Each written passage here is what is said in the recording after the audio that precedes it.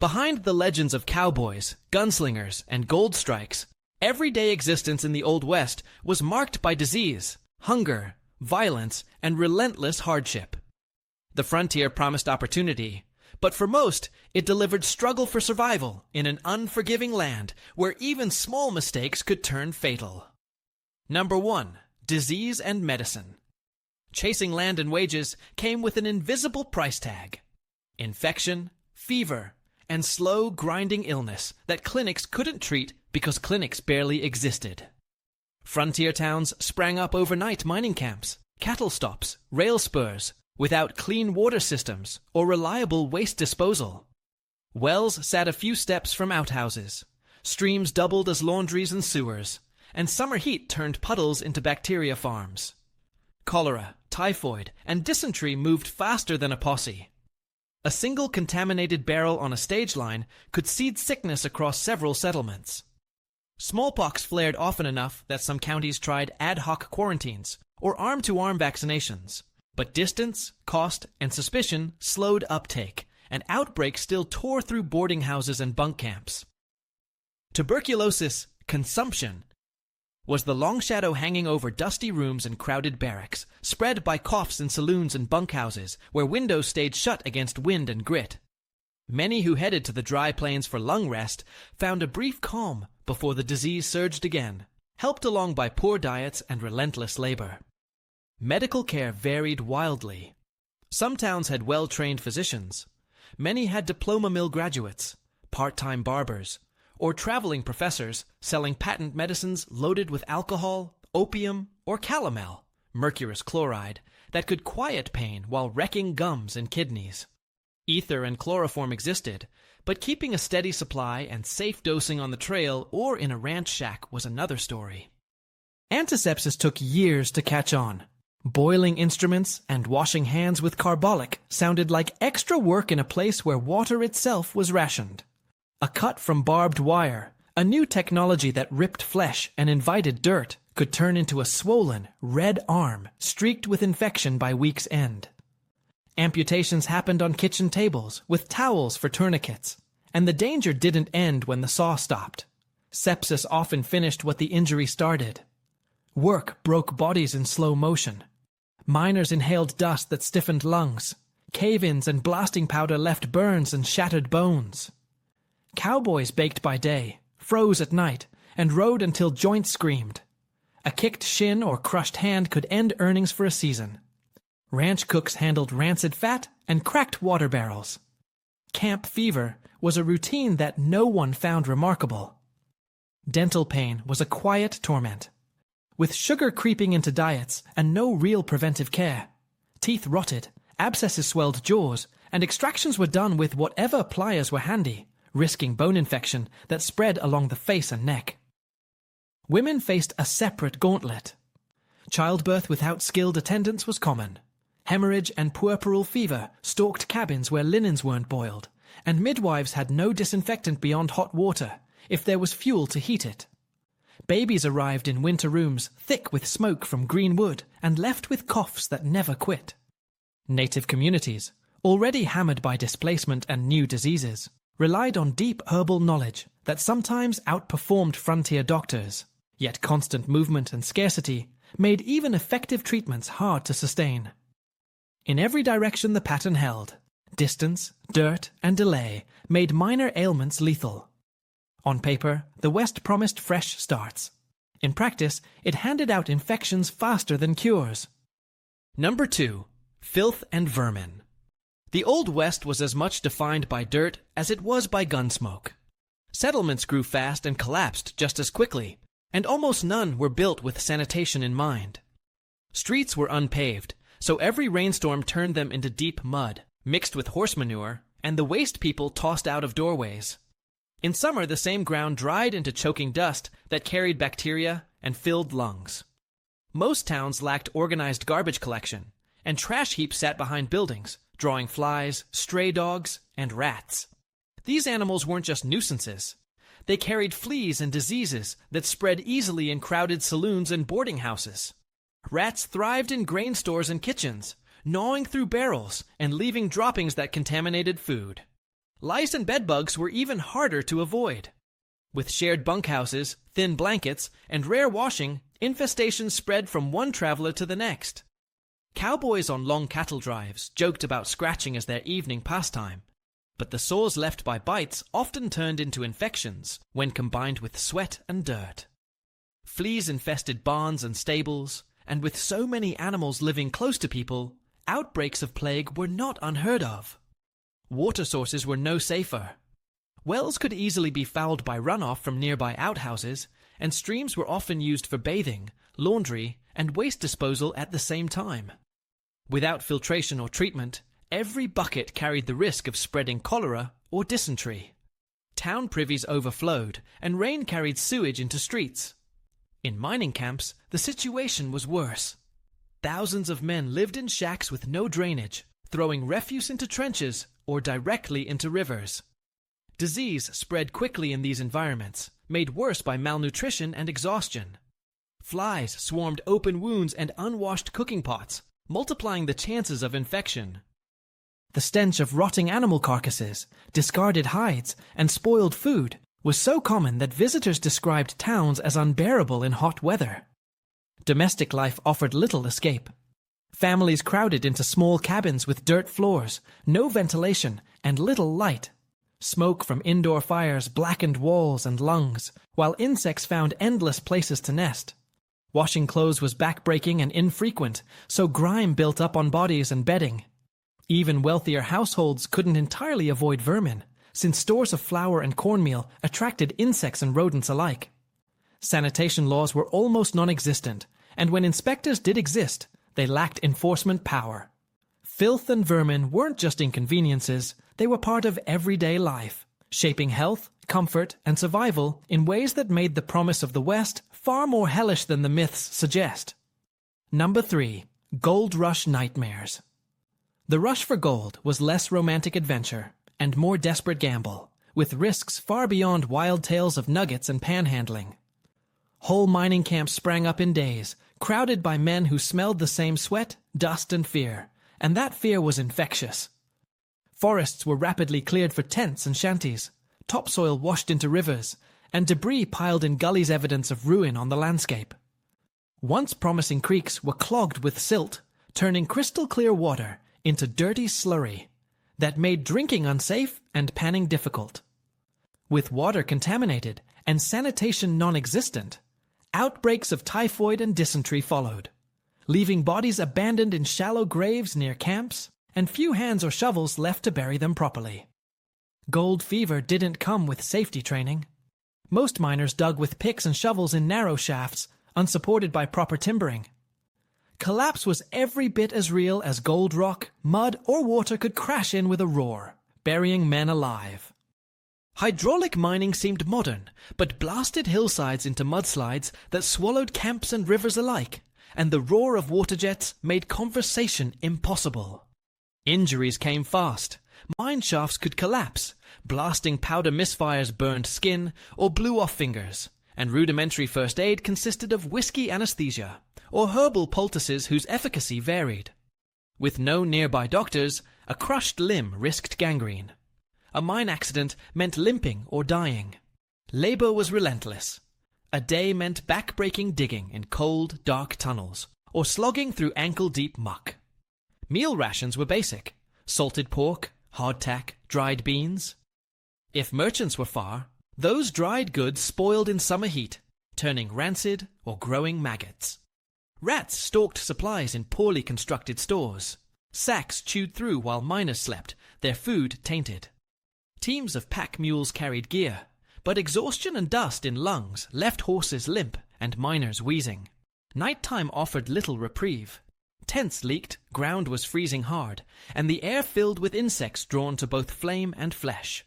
Bedbugs and fleas were ever present, shifting in crevices and biting through blankets to discover human flesh. Beyond the physical torment was a psychological strain hard to map. The possibility of striking it rich made men gamble everything: safety, health, even sanity. Rival fighters broke out over claims. Bullets substituted legal contracts, and claim jumping was met by guns or vigilante justice. Gold turned men into desperate versions of themselves, trading fellowship for fear, cooperation for guns. Most camp ship dreams ended in debt, disease, or disillusionment. Gold rush towns weren't the gateway to prosperity. They were crucibles of dirt, danger, and desperation that tested every line of a man's endurance.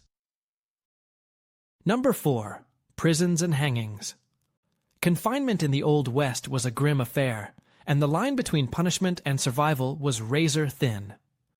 Jails were often nothing more than crude wooden shacks with barred windows or stone cells built onto the side of a sheriff's office.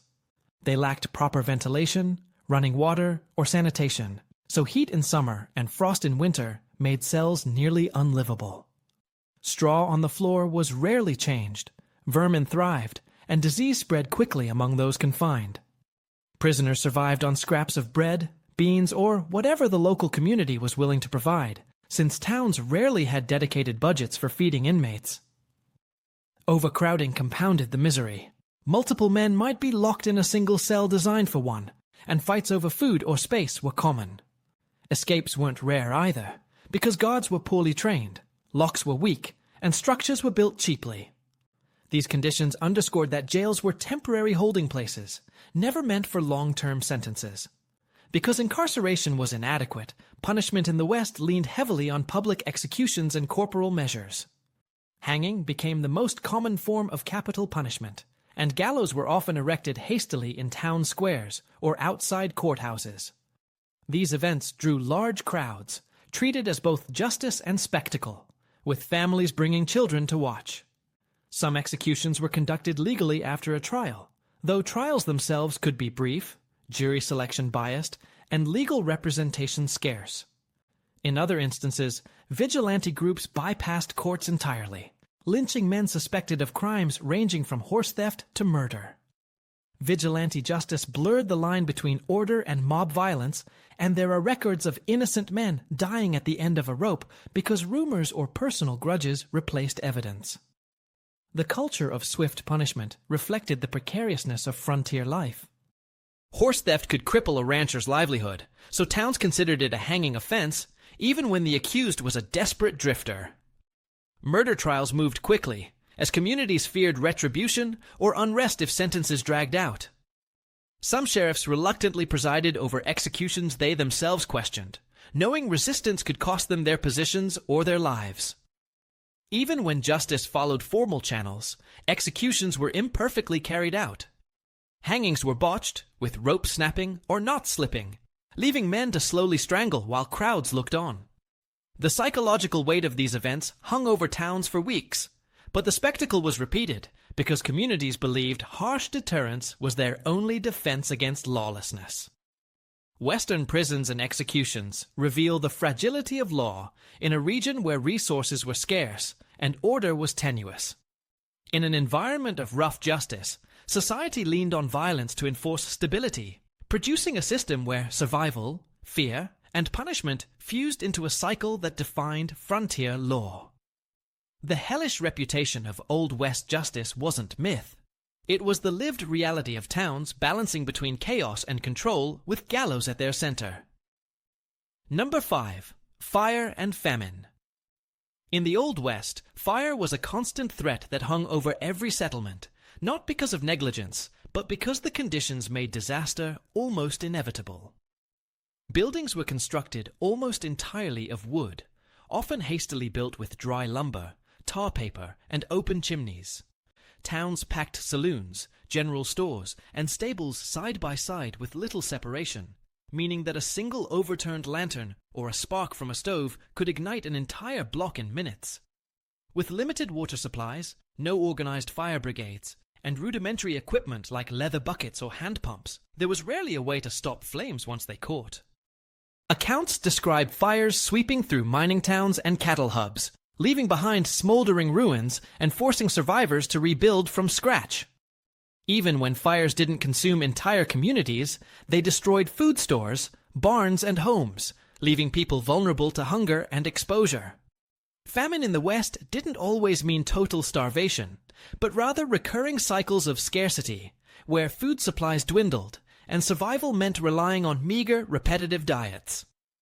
Isolated settlements often depended on irregular shipments of flour, beans, coffee, and salt pork, and when wagon trains or rail deliveries were delayed by weather, bandits, or mechanical failures, towns could find themselves on the brink of crisis.